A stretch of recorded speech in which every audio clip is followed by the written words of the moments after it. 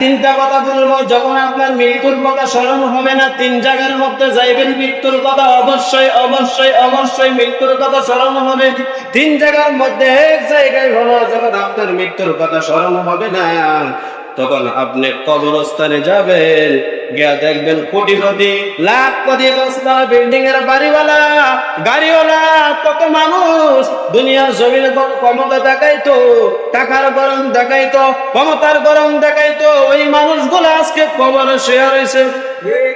আছে না নাই? মৃত্যুর কথা স্মরণ হবে, কবরস্থানের পাশে গিয়ে দাঁড়াইবেন, দাঁড়ানোর সাথে সাথে কলিজার মধ্যে একটা মায়া কাজ করবে, ভয় কাজ করবে অন্তরের ভিতরে, যে এলাকার ভিতরে সব থেকে বড় মাতব্বর ছিল, সব থেকে বড় টাকাওয়ালা ছিল, আজকে দিঘির পার শুয়ে রয়েছে, ঠিক না? কিন্তু কবরের পাশে যাবেন, মৃত্যুর কথা অটোমেটিকলি ভাবে আপনার মনে হয়ে যাবে। আমার বাবাও ছিল এক সময় এলাকার ভিতরে চলাফেরা করতো, আমার বাবার কথা মানুষ উঠতো আর বসতো, আজকে আমার বাবা দিঘির পারে শুয়ে রয়েছে, আমি একদিন দিঘির পারে আসতে হবে, কি নিয়ে তো বাহাদুরি করো, ঠিক না? 2 নম্বর জায়গা হলো হসপিটাল। কোন জায়গা? হাসপাতাল যাইবেন, যদি আপনার মৃত্যুর কথা স্মরণ না হয়, কত কোটি কোটি টাকার মালিক হসপিটালের বেডের মধ্যে শুয়ে রয়েছে, আছে না? বেডের মধ্যে শুয়ে রয়েছে, ডাক্তারকে কোটি কোটি টাকা দেওয়া বলতেছ, ডাক্তার আমার 1 বছর ধরে, 2 বছর ধরে, 1 দিন ধরে আমার এমন ব্যথা, আমার যত সম্পদ আছে, আমার যত টাকা আছে, আমার যত যা কিছু আছে সব কিছু নিয়ে নেন, আমার শুধু ওই ব্যথাটা ভালো করে দেন। ডাক্তারের কি কোনো সম্ভব? মালিকে যদি ভালো না করে, ডাক্তার কেন, ডাক্তারের বাপেও ভালো করতে পারবে না, ঠিক না? ওই কথাটা বলছিলাম। 2 নম্বর হলো হসপিটালের মধ্যে যাইবেন, যাওয়ার পরে গিয়া বলবেন, ডাক্তার সাহেব ইমার্জেন্সি বেডের মধ্যে যাইবেন, গিয়া দেখবেন কত মানুষ ছটফট করতেছে, আছে না নাই? কত মানুষ গিয়া দেখবেন আপনি দাঁড়ানো অবস্থা, কত মানুষ অ্যাক্সিডেন্ট কইরা রোগী আসতেছে। কয়েকটা হসপিটালে আমি গেছি, যাওয়ার পরে 1 মিনিট 2 মিনিট ছিলাম, 5 মিনিট ছিলাম, দেখি রোগীর কোন ইমার্জেন্সির মধ্যে অভাব নাই। কারণ হলো আল্লাহ বলেন মৃত্যুর কথা স্মরণ করা, মৃত্যুর কথা যখন স্মরণ হবে না, হসপিটালের মধ্যে যাও, অটোমেটিকলি ভাবে তোমার অন্তরের ভিতরে মৃত্যুর কথা স্মরণ হয়ে যাবে। إن الحمد لله نحمده ونستعينه ونستغفره ونؤمن به ونتوكل عليه ونعوذ بالله من شرور أنفسنا ومن سيئات أعمالنا. من يهده الله فلا مضل له ومن يضلل فلا هادي له. وأشهد أن لا إله إلا الله وحده لا شريك له لا ضد له ولا ند له ولا مثل له ولا مثيل له. وأشهد أن محمدا عبده ورسوله الذي أرسل إلى الناس كافة بشيرا ونذيرا وداعيا إلى الله بإذنه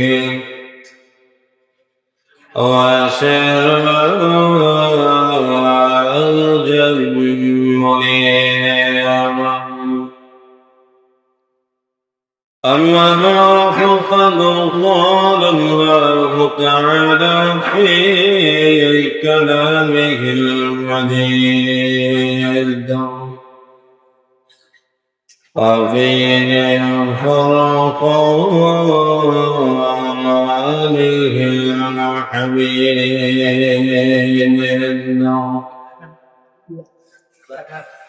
أعوذ بالله من الشيطان الرجيم. بسم الله الرحمن الرحيم.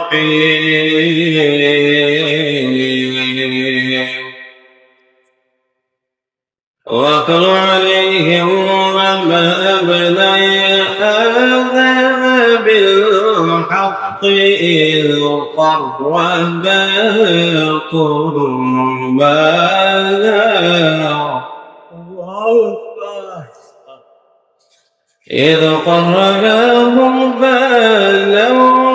فتقبل من أحدهما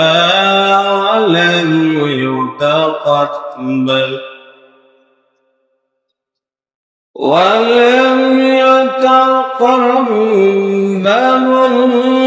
الله من المتقين. وقال رسول الله صلى الله عليه وسلم الطهور شطر الإيمان، أو كما قال عليه الصلاة والسلام. صدق الله العظيم وصدق رسوله النبي الكريم، ونحن على ذلك لمن الشاهدين والذاكرين،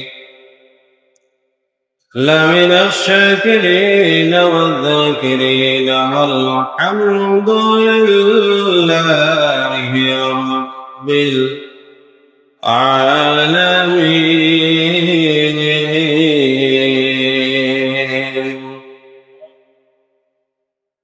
إن الله وملائكته يصلون على النبي، يا أيها الذين آمنوا صلوا عليه وسلموا تسليما.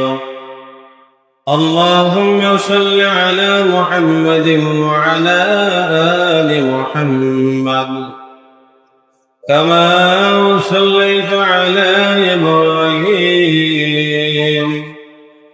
وعلى آل إبراهيم إنك حميد مجيد. اللهم بارك على محمد وعلى آل محمد كما باركت على إبراهيم وعلى آل إبراهيم إنك حميد مجيد.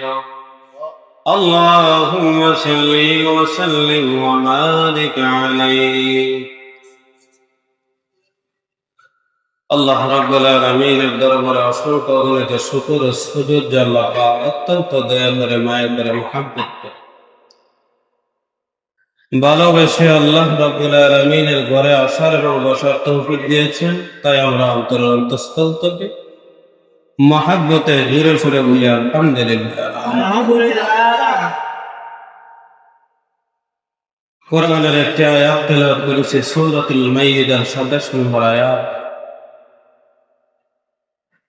এই আয়াতে প্রবেশ করার আগে গত সপ্তাহ আলোচনা করেছিলাম লজ্জা নিয়ে। কি নিয়ে? লজ্জা নিয়ে। সায়ের কথা কইতে পারছি, 5 নম্বরটা আর কইতে পারিনি। তা আমরা লজ্জা নিয়ে কয়েকটা কথা যে বাকিগুলো রয়েছে আমরা শুনবো ইনশাআল্লাহ। শুধু শুনলে হবে না, আমলের নিয়তে শুনতে হলে আমল করতে কি করতে হবে? কিন্তু কাফের মুশরিক বিমানরা তো শুনতেছে কিন্তু আমল করে না। আমরা মুসলমানের ভিতরে শোনাটা বেশি কিন্তু আমলের বেলা কম। যা শুনবেন তার মধ্যে থেকে প্রতিদিন দৈনিক দিন প্রতি জুম্মায় যদি একটা করে শুধু আমল ঠিক করেন, আপনার বয়স যদি 20 বছর হয় তারপরে আপনার না হলো 500 আমল আপনার সাথে ফিট করার দরকার। 500 আমল যদি দৈনন্দিন করেন তাহলে আপনি তো আল্লাহর ওলি হওয়ার কথা। আপনি গেলে শয়তানের লগে যুগ দেন। তো এইগুলো আমি বলতে চাই, আমলের নিয়তে শুনবেন ইনশাআল্লাহ। 5 নম্বর, কয় নম্বর? লজ্জা নিয়ে 5 নম্বর কথা। হযরত ইবনে আব্বাস রাদিয়াল্লাহু তাআলা আনহু কানার নবী বললেন, ও আব্বাস তুমি শোনো, তোমাকে আমি বলে দিই, তোমার যে হাঁটু আছে ওই হাঁটুটা হলো তোমার সতরের অন্তর্ভুক্ত। ইবনে আব্বাস কত ঘরে একজন সাহাবী ছিলেন, ওই সাহাবীকে বলতেছেন, ও নবী আব্বাস তুমি শোনো, তোমার যে হাঁটু আছে ওই হাঁটুটা তোমার সতরের অন্তর্ভুক্ত, ওই হাঁটু তুমি কখনো খোলা রাখবা না। 6 নম্বর, আল্লাহ রাসূল সাল্লাল্লাহু আলাইহি ওয়াসাল্লাম হাদিস শরীফের মধ্যে বলছেন, পুরুষদেরকে বলতেছে, পুরুষরা শোনো, তোমার সতর তুমি কাউকে দেখাইবা না, অন্য পুরুষদের সতরের দিকে তুমি তাকাইবা না। কথা কি বলছে? তোমার সতর তুমি দেখাইবা না, অন্য পুরুষদের সতরের দিকে তাকাইবা না। আবার ওই হাদিসের মধ্যে বলা আছে, নারীদেরকে বলতেছে, ও নারী দল শোনো, পুরুষদের তুলনায় নারীদের লজ্জা শরম বলতে এত কম। বুঝলেন না? আল্লাহ রাব্বুল আলামিন বললেন, নারীদেরকে আমি শরম লজ্জা দিয়ে বানিয়েছিলাম, এখন আর বর্তমানে নারীদের শরম লজ্জা বলতে নাই। ঠিক না? যে মানুষের, যে মহিলাদের লজ্জা নাই, শরম নাই, এটাকে মহিলা বলা হয় না। আল আওরাতুল মারআতুন হাদিস শরীফের মধ্যে আছে, যে জিনিসটাকে লুকিয়ে রাখা হয়, যে জিনিসটাকে অন্ধকারে রাখা হয়, একটি ঘরের ভিতরে আবদ্ধ করে রাখা হয়, নিজেকে ডেকে রাখা হয়, ওইটাকেই বলা হয় নারী। এটা কি বলা হয়? হাদিসের পর আল মারআতু আওরাতুন, তাদেরকে নিজেরা নিজেকে ডেকে রাখবে, রাস্তাঘাটে বেপরদা হয়ে বাহির হবে না, ঘর থেকে বেপরদা হয়ে বাহির হবে না, এটাকে বলা হয় নারী। এখন যতগুলা বেপরদা হয়ে রাস্তার দিকে হাঁটে ওইগুলার নামে নারী, কিন্তু আল্লাহর আদালতে নারী না। ঠিক না? তাহলে বুঝতে হবে, নারীদেরকে আল্লাহ সতর্ক করে বলছেন, ও নারীর দল, তুমি তোমার সতর দেখে রাখবা, তুমি কাউকে তোমার সতর দেখাইবা না, এমনকি তোমার সতর কেউকে না দেখাইয়া অন্যদের সতরের দিকে তোমরা তাকাইবা না। কাদেরকে বলতেছে? নারীদেরকে। আগে বলা হয়েছে পুরুষদেরকে, তুমি তোমার সতর ডেকে রাখবা, তুমি তোমার সতর কাউকে দেখাইবা না, এবং তুমি কারো সতরের দিকে তাকাইবা না। 2 নম্বর হাদিসের মধ্যে বলা হয়েছে, নারীদেরকেও, নারীরা তোমরা কাউকে সতর দেখাইবা না, কারো সতরের দিকে তোমরা তাকাইবা না। কত সুন্দর। 7 নম্বর, আল্লাহ রাসূল সাল্লাল্লাহু আলাইহি ওয়াসাল্লাম বললেন, আমরা এখন প্রশ্ন করতে পারি, হুজুর আমরা যে ঘরের ভিতরে একা একা থাকি, তা বলে আমরা কি করবো? হাঁটুর উপরে কি প্যান্ট পইরা অথবা হাফ প্যান্ট পরে কি আমরা ঘরের ভিতরে থাকতে পারবো? একা একা রুমের ভিতরে আছে, এখন কি করবো? আল্লাহর নবী বললেন, না না, একা একা ঘরের ভিতরে থাকলেও তোমার সতর খোলা রাখবে না, কারণ হলো ওই জায়গার মধ্যে আমি আল্লাহ আছি। কে আছে? আল্লাহ আছেন। পৃথিবীর কেউ দেখে নাই, পৃথিবীর কেউ জানে নাই। আমি আল্লাহকে তোমরা লজ্জা করো, আমি আল্লাহর প্রধানত অধিকার, আমি আল্লাহকে তুমি লজ্জা করতে হবে। সৃষ্টিকর্তাকে কি করতে হবে? লজ্জা করতে হবে। সৃষ্টিকর্তাকে লজ্জা আমাদের মধ্যে থাকতে হবে। 17 টাকা আমাদের জন্য খরচ। অন্ধকার রাতের বেলা অনেক আছে, হুজুর আমরা হাফ প্যান্ট পরে, 3/4 প্যান্ট পরে আমরা রাতের বেলা ঘুমাই, ওইটাও আমাদের জন্য জায়েজ না। আমাদের জন্য কি নাই? সৃষ্টিকর্তাকে কি করতে হবে? লজ্জা পেতে হবে সৃষ্টিকর্তাকে। তারপরে 8 নম্বর, আল্লাহ রাসূল সাল্লাল্লাহু আলাইহি ওয়াসাল্লাম বলেন, তোমরা যখন নামাজের মধ্যে দাঁড়াইবা, নামাজ অবস্থা তোমরা নাভির থেকে হাঁটু পর্যন্ত ডাইকা রাখবা, ঝুলিয়ে ধরো ডাইকা রাখো। আর নামাজের মধ্যে তোমরা কাঁধের মধ্যে অন্তত পক্ষে একটা কাপড় বলে ঝুলাইয়া রাখবা। এটা হলো হাদিস। এটা কি? অন্তত পক্ষে তোমরা কাঁধের মধ্যে একটা কাপড় ঝুলাইয়া রাখবা, ঝুলিয়ে তোমরা চতরে ডেকে রাখছো নাভির থেকে হাঁটু পর্যন্ত। এটা সঠিক, কিন্তু তোমরা বিনবীর আদেশ, তোমরা কাপড়টা অন্তত পক্ষে তোমাদের কাঁধের মধ্যে একটা কাপড় থাকতে হবে। কি থাকতে হবে? কাপড়। আর রাসূল কোনদিন কোন হাদিসের মধ্যে পাই নাই রাসূল তো বিছানা নামাজ পড়ছেন, কোথাও কোন হাদিসের মধ্যে পাই নাই রাসূল যখন নামাজ পড়লেন, যখন বাথরুমে যাইতেন টুপি নিয়ে যাইতেন এবং টুপি নিয়ে নামাজ পড়তেন। কি নিয়ে? মাথাটা ডাইকা। মাথা কি করতেন? ডাইকা মারতেন। রাসূল বলেন, বাথরুমের ভিতরে জীবাণু আছে। কি আছে? বাথরুমের ভিতরে জীবাণু আছে। ওই জীবাণু মাথা দিয়ে প্রবেশ করতে পারে, খাওয়া দিয়ে প্রবেশ করতে পারে। মাথা যদি ঢাকা রাখে, মাথার কোনোদিন সমস্যা হবে না। আর মসজিদে যখন দাঁড়াইবেন, মাথার মধ্যে টুপি দাও, তোমরা যে কোনো কাপড় দিয়া মাথাটা ডাইকা রাখা হলো নবীজির সুন্নাত। আর ওইটা যদি ডাইকা রাখেন, মালিকের সামনে আমরা লজ্জাবোধ করলাম, আমার মাথার মধ্যে ডাইকা নামাজ পড়লাম, আমরা বুঝাইলাম মালিক আপনি আমাদের সামনে আছেন, তার জন্য আমরা মাথা ডাইকা আপনাকে সম্মান জানাইলাম। শুধু তাই নয়, আল্লাহ রাসূল সাল্লাল্লাহু আলাইহি ওয়াসাল্লাম বলেন, আলাইসা আনতা আবদুল্লাহ কাআন্নাকা তারা ফাইন লাম তাকুন তারা ফাইন্নাহু ইয়ারা। হাদিস শরীফের মধ্যে আছে, তোমরা এমন ভাবে ইবাদত করবা, তোমরা এমন ভাবে ইবাদতের মধ্যে কাটাইবা, এমন ভাবে সিজদা দিবা যেন তোমাদেরকে আল্লাহ রাব্বুল আলামিন, তোমরা যেন আল্লাহ রাব্বুল আলামিনকে দেখতে পাচ্ছ। ইবাদত কি হয় বলতে হবে? আল্লাহ রাব্বুল আলামিনকে যেন আমরা দেখতে পাইতেছি এমন ভাবে ইবাদত করা। আল্লাহ রাসূল বলেন, যদি তা না হয়, তোমরা আল্লাহকে দেখতে পাচ্ছ, এটা যদি না হয়, তোমরা মনে করতে হবে আল্লাহ আমাদেরকে দেখতেছে। দুইটা কথা। কয়টা? এক নম্বর হলো আল্লাহকে আমরা দেখতেছি, আর যদি এটা না হয় আল্লাহ আমাদেরকে দেখতেছে, তাহলে ইবাদতটুকু সুন্দর হয়ে যাবে। ইবাদত কি হবে? রুকুর মধ্যে কোনো চুরি চলবে না, সেজদার মধ্যে কোনো চুরি চলবে না, রুকু তাসবিহের মধ্যে কোনো চুরি চলবে না। পৃথিবীর মধ্যে শ্রেষ্ঠ চুর হলো নামাজ। কিছু রুকুর মধ্যে ঠিকঠাক মতো রুকু আদায় করে না, সেজদার মধ্যে ঠিকঠাক মতো সেজদা আদায় করে না, তাসবিহ তাহলিলের সময় সুন্দরভাবে আদায় করে না, সেজদা দেয় মোবাইল কুফরের মধ্যে সেজদা দিয়ে আমার মাথাটা উঠাইলা। আল্লাহ রাসূল হাদিসের মধ্যে এই নামাজ কখনো গ্রহণযোগ্যতা হবে না। একজন সাহাবী মসজিদে নববীর মধ্যে নামাজ পড়তেছেন, আল্লাহ রাসূল হুজরার মধ্যে বসে বসে তার নামাজ দেখতেছে। এমন সময় আল্লাহর নবী বললেন, তুমি কি নামাজ পড়ছো? বলে, হ্যাঁ নামাজ পড়ছি। তুমি নামাজ পড়ো নাই? আল্লাহ রাসূল কিন্তু দেখছেন। কি করছেন? নামাজ দেখছেন। তারপরে আল্লাহ রাসূল বললেন, তুমি নামাজ পড়ো নাই, তুমি মিথ্যা কথা বলো। তখন বলতেছি, ইয়া রাসূলুল্লাহ, কি করবো? বলে, যাও তুমি নামাজ আদায় করে আসো। নামাজ পড়লেন, আবার আসলেন, বললেন, তুমি কি নামাজ আদায় করছো? বলে, না না, তোমার নামাজ এখনো হয় নাই, তুমি নামাজ আদায় করো নাই। তৃতীয় আমার বাটানোর পরে নামাজ আদায় করলেন। বলার পর রাসূলের দরবারে এসে বললেন, ইয়া রাসূলুল্লাহ, নামাজ আদায় করছে। রাসূল বললেন, এখনো তোমার নামাজ আদায় হয় নাই।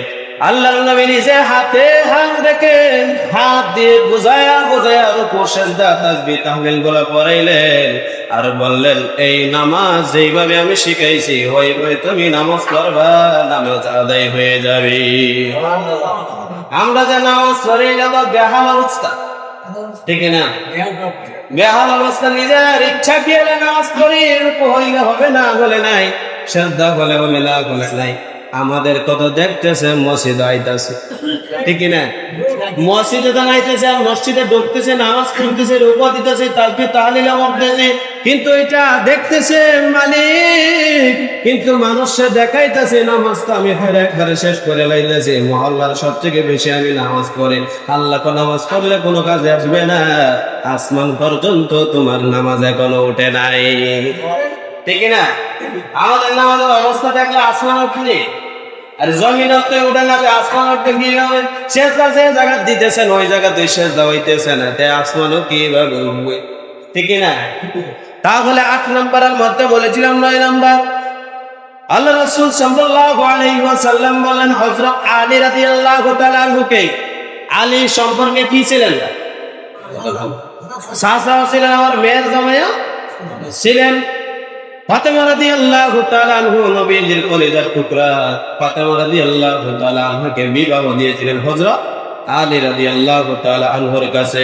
হযরত আলী রাদিয়াল্লাহু তাআলা আনহুকে বললেন, আলী তুমি শুনো, তুমি যে ওরাত খুলে রাখবা, তোমার ওরাতের দিকে যেন কেউ না তাকায়, তুমি ওরাত কখনো খুলে রাখবা না। তুমি যদি ওরাত খুলে রাখো তাহলে মানুষের নজর দেওয়ার একটা সময় পেয়ে যাবে, ঠিক না? আমি যদি ওরাত খুলে রাখি মানুষের তাকাইবে, না করলে কি তাকাইব? কতক্ষণ তাকাইব? তাকাইবে না। আমি যদি মানুষকে সুযোগ করে দেই বেপর্দা হয়ে ঘুরি, আমি যদি হাফ প্যান্ট পরে ঘুরি, আমি যদি 3 কোয়ার্টার প্যান্ট পরে ঘুরি, মানুষে তাকাবে, ফুল প্যান্ট কিনলে তাকাইতো না, ঠিক না? তাহলে আমাদের জন্য আলী রাদিয়াল্লাহু তাআলা আনহু বলতেছে, তুমি কখনো রাত খুলবা না এবং রাতের দিকে তাকাইবা না। ওসিয়তগুলো ভালো করে শুনেন, রাতের দিকে তাকাইবা না, তুমি ওরাত নিজে খুলে রাখবা না, হাঁটু খুলে রাখবা না। 2 নম্বরে হলো, হে আলী তুমি শুনো, জীবিত মানুষের দিকে তাকাইবা না। মৃত মানুষ যারা আছে, মৃত্যুবরণ করেছে, তাদের ওরাতের দিকেও তুমি তাকাইবা না। কত মনে মনে কথা, জীবিত দিকে তাকানো যাবে না, মৃত মানুষ যারা মারা গেছে তাদের ওরাতের দিকেও তাকানো যাবে না। এটা কার নিষেধ? আল্লাহ রাসূলের। কার নিষেধ? আল্লাহ রাসূল নিষেধ করে দেন। হযরত আলী রাদিয়াল্লাহু তাআলা আনহু বলেন যে আমাকে রাসূল নিষেধ করেছেন। 10 নম্বর লজ্জা নিয়ে কথা বলে রাসূলুল্লাহ সাল্লাল্লাহু আলাইহি ওয়াসাল্লাম বলেন, আল হায়াউ শু'বাতুম মিনাল ঈমান, লজ্জা হলো ঈমানের একটা শাখা। লজ্জা কি? ঈমানের শাখা। ঈমানের শাখা হলো 67টা। কয়টা? 77টা ঈমানের শাখা। ওই 77টার থেকে গুরুত্বপূর্ণ একটা শাখা হলো লজ্জা থাকতেই হবে। লজ্জা না থাকলে, আমি বলেছিলাম, লজ্জা না থাকলে যে কোনো কাজ করা আপনার দ্বারা সম্ভব, ঠিক কিনা? লজ্জা থাকতে হবে। রাসূল বলেন লজ্জা এমন একটা জিনিস, লজ্জা এমন একটা জিনিস যার মধ্যে লজ্জা নাই তার মধ্যে বিবেক নাই। যার মধ্যে কি নাই? লজ্জা নাই, তার মধ্যে বিবেক বলতে, জ্ঞান বলতে কিচ্ছু নাই। লজ্জা যার মধ্যে আছে তার দ্বারা কখনোই গুনাহের কাজ হতে পারে না। 2 নম্বর হলো, যার মধ্যে লজ্জা আছে ওই ঘরের ভিতরে আল্লাহ বলেন বরকত আছে।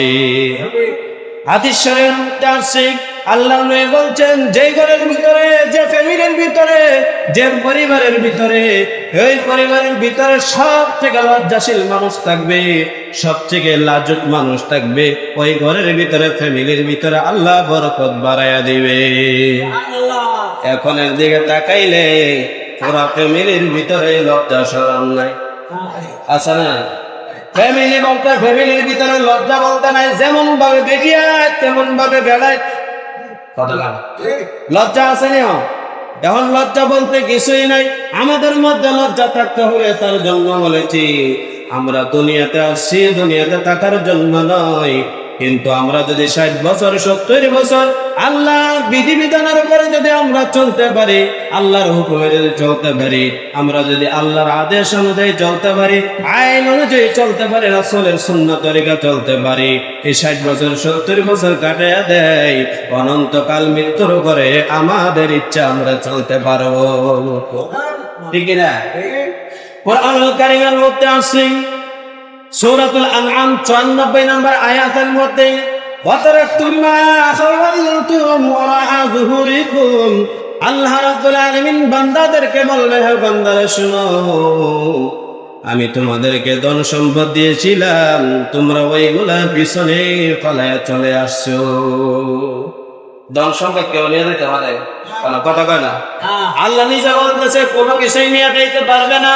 ওয়াতারাকতুম মা খাওয়ালনাকুম ওয়ারাআ যুহুরিকুম, তোমাদেরকে ধন সম্পদ যা কিছু দিয়েছিলাম, সন্তান সন্তানাদি যা কিছু সম্পদ, বাড়ি গাড়ি সব কিছু তোমরা পিছনে পড়ে চলে আসছো। কিয়ামতের ময়দান আল্লাহ বলবেন, মেম্বাররে ডাক দেয়া বলবেন, এখানে মেম্বারগিরি চলবে না, সব কিছু দুনিয়াতে চলে আসছো, দুনিয়াতে তোমরা নিয়ে আসছো, দুনিয়াতে তোমরা নিত্য হয়ে আসছো, কিন্তু তোমরা আখিরাতে আলো নাই। চেয়ারম্যানকে ডাক দেয়া বলবে, মেম্বারকে ডাক দেয়া বলবে, যত ধরনের সমাজের ভিতরে সর্দার আছে, মাতব্বর আছে, সবাইকে বলবে, দুনিয়ার জমিনে সব কিছু তোমরা রেখে আসছো, এখন তোমরা শূন্য, তোমাদের কোনো আর পাওয়ার নাই। আর আছে ওই আয়াতের ব্যাখ্যা তাফসীরে কিতাবের মধ্যে দেখলাম, হাশরের ময়দানে বলবে, তোমরা কে ক্ষমতাবান ছিল দুনিয়ার জমিনে, আসো, দুনিয়ার জমিনে ক্ষমতাগিরি দেখিয়েছো, টাকার পাওয়ার দেখাইছো, কিন্তু আজকে তোমাদের পাওয়ার নাই।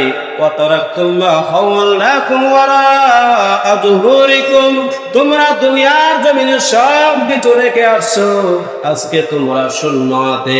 আমি আল্লাহ যদি জান্নাত দেই, জান্নাত পাইবা, আর না হলে জাহান্নাম ছাড়া কোনো উপায় নাই। তাহলে বোঝা গেল আমাদের দুনিয়াতে বাহাদুরি করার কোনো কিছু নাই। তিনটা কথা বলবো, যখন আপনার মৃত্যুর কথা স্মরণ হবে না, তিন জায়গার মধ্যে যাইবেন, মৃত্যুর কথা অবশ্যই অবশ্যই অবশ্যই মৃত্যুর কথা স্মরণ হবে।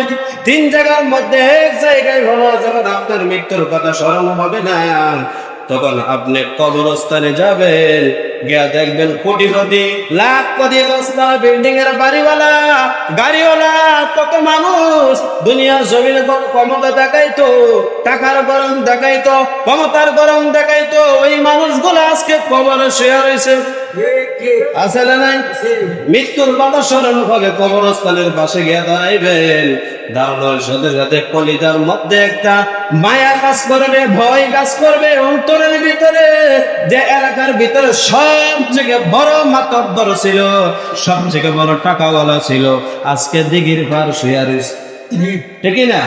কিন্তু কবরের কাছে যাবেন, মৃত্যুর কথা অটোমেটিকলি ভাবে আপনার মনে হয়ে যাবে।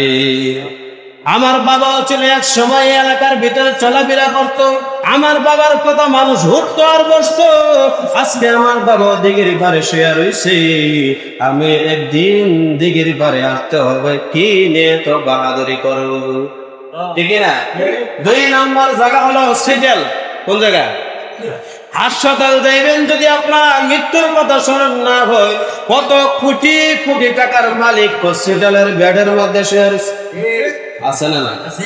বেডের মধ্যে শুয়ে রয়েছে, ডাক্তারকে কোটি কোটি টাকা দেওয়া বলতেছ, ডাক্তার আমার 1 বছর ধরে, 2 বছর ধরে, 1 দিন ধরে আমার এমন ব্যথা, আমার যত সম্পদ আছে, আমার যত টাকা আছে, আমার যত যা কিছু আছে সব কিছু নিয়ে নে, আমার শুধু এই ব্যথাটা ভালো করে দেন। ডাক্তারের কি কোনো সম্ভব? মালিকে যদি ভালো না করে, ডাক্তার কেন, ডাক্তারের বাপেও ভালো করতে পারবে না, ঠিক না? ওই কথাটা বলছিলাম। 2 নম্বর হলো হসপিটালের মধ্যে যাইবেন, যাওয়ার পরে গিয়া বলবেন, ডাক্তার সাহেব ইমার্জেন্সি বেডের মধ্যে যাইবেন, গিয়া দেখবেন কত মানুষ ছটফট করতেছে, আছে না না? কত মানুষ গিয়া দেখবেন আপনি দাঁড়ানো অবস্থা, কত মানুষ অ্যাক্সিডেন্ট কইরা রোগী আসতেছে। কয়েকটা হসপিটালে আমি গেছি, যাওয়ার পরে 1 মিনিট 2 মিনিট ছিলাম, 5 মিনিট ছিলাম, দেখি রোগীর কোনো ইমার্জেন্সির মধ্যে অভাব নাই। কারণ হলো আল্লাহ বলেন মৃত্যুর কথা স্মরণ করা, মৃত্যুর কথা যখন স্মরণ হবে না, হসপিটালের মধ্যে যাও, অটোমেটিকলি ভাবে তোমার অন্তরের ভিতরে মৃত্যুর কথা স্মরণ হয়ে যাবে। 3 নম্বরে জায়গা হলো জেলখানা। কি খানা? জেলখানার ভিতরে তারা আছে, অনেক মানুষ আছে, যদি ধরতে আসে তাহলে 1 কোটি টাকা দিতে রাজি, জেলখানার যাইতে রাজি, কথা বল, আছে না নাই? 1 কোটি টাকা দিতেও রাজি, বলে আমাকে ছেড়ে দাও, তারপর আমি জেলখানার যাবো না, কারণ বলে এখানে আমার স্বাধীনতা বন্ধ হয়ে যাবে। কি বন্ধ হয়ে যাবে? স্বাধীনতা বন্ধ হয়ে যাবে, মন্ত্রীগিরি বন্ধ হয়ে যাবে, চেয়ারম্যানগিরি বন্ধ হয়ে যাবে, মেম্বারগিরি বন্ধ হয়ে যাবে, মাতব্বরগিরি বন্ধ হয়ে যাবে। ওই জায়গার মধ্যে গিয়ে আপনি দাঁড়াইবেন, কত কোটি কোটিওয়ালারা জেলখানার ভিতরে শুয়ে আছে। আছে না নাই? তাহলে মৃত্যুর কথা যদি স্মরণ না হয়, জেলখানার ভিতরে যাবেন, আপনার অটোমেটিকলি ভাবে আপনার অন্তরের ভিতরে মৃত্যুর কথা স্মরণ হয়ে যাবে। কটা জায়গা বলছি? তিনটা। আর দুইটা কথা বলবো আমি জাকাত নিয়ে। কি নিয়ে? আমরা অবহেলা করি, কৃষিজেন করি, আমরা দান করি, বিভিন্ন ধরনের কৃষি করি, এইগুলা নিয়ে জাকাতের ক্ষেত্রে আমরা এত অবহেলা করি, অন্য কোনো বিধানের ক্ষেত্রে অত অবহেলা করি না। অনেকে আছে, অনেকে জিজ্ঞাসা করেন জীবনেও দান করতেছে 20 বছর ধরে, জীবনও জাকাত দিছে না। এখানে যেখানে অনেকে আছে ক বছর ধরে কাজ করে, কৃষিকাজ ক বছর ধরে করে, 30 বছর 50 বছর এরকম আছে, কিন্তু জাকাত 1 কেজি দানও দিছে না। আছে না নাই? আচ্ছা, আমি জাকাতের দানের ক্ষেত্রে, কৃষিকাজের ক্ষেত্রে আমি একটু জাকাতের কথা বলবো, এটা মনোযোগ সহকারে শুনবেন সবাই।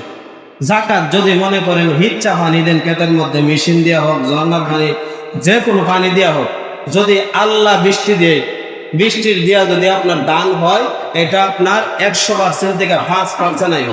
কত পার্সেন্ট? 5% আপনার জাকাত আইব। এটা ওয়াজিব, এটা ওয়াজিব, কিন্তু মনে রাখবেন রমজান মাসে টাকা দেওয়া যেমন ওয়াজিব, এই কৃষিরও আপনার জাকাত দেওয়া ওয়াজিব। কারণ আমরা নেশাব কিভাবে বলবো, এটাকে আরবি পরিভাষায় বলা হয় কৌশল। কি বলা হয়? কৌশল। 16 মণ 16 মণ এবং 20 কেজিকে আপনার এটাকে বলা হয় নেশাব। কি বলা হয়? 16 মণ 20 কেজি, মানে 16.5 মণকে বলা হয় নেশাব। যদি মনে করেন এর নিচে হয় তাহলে জাকাত দিতে হবে না। 16 মণ আর 20 কেজি দিতে হয়, আপনার জাকাত আপনার উপরে ওয়াজিব। 16 মণ আছে না অনেকে, অনেকের আছে 100 মণ হয়, কিন্তু একদিনও হুজুর জিজ্ঞাসা করতেন হুজুর দিতে হবে কিনা। তাহলে আমরা যদি মনে করেন বৃষ্টির পানি, ঝর্ণার পানি, তাহলে হয়ে থাকলে আমরা 10% দিব। আর যদি মেশিনের পানি দিয়া, ইচ্ছা পানি দিয়া দিই, তাহলে 5%। কত পার্সেন্ট? যদি আপনার টাকা খরচ করে পানি দেন তাহলে কত পার্সেন্ট? আর যদি বৃষ্টির পানি হয়, আবার ঝর্ণার পানি, কয় পার্সেন্ট? 10%। 10 থেকে আপনার 10% দিয়ে দিবেন। 10 টাকা থেকে 10% যাবে, আর আপনার 20 টাকা থেকে 5% মাত্র যাবে। তাহলে এটা বুঝছেন তো ইনশাল্লাহ। আর জাকাতের টাকা টোকা, জাকাতের দান মসজিদে দেওয়া জায়েজ নেই। এবার যে আমার মসজিদে দেওয়া জায়েজ নেই। দিবেন কোন জায়গায়? বলে জাকাত দেন টাকা, জাকাতের টাকা যারা দেয় তাদেরকে ওই দানের টাকা অথবা দান দিয়া দিবে। বুঝলেন কথা? ইনশাল্লাহ আল্লাহ যেন আমাদের